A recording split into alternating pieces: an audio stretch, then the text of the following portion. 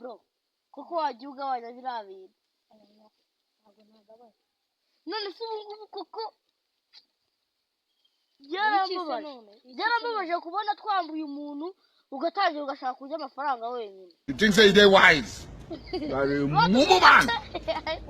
Urumwana nabashobora kuba badufuga se ko twishingiye bizinesi yo kwambura ahubwo do What be this?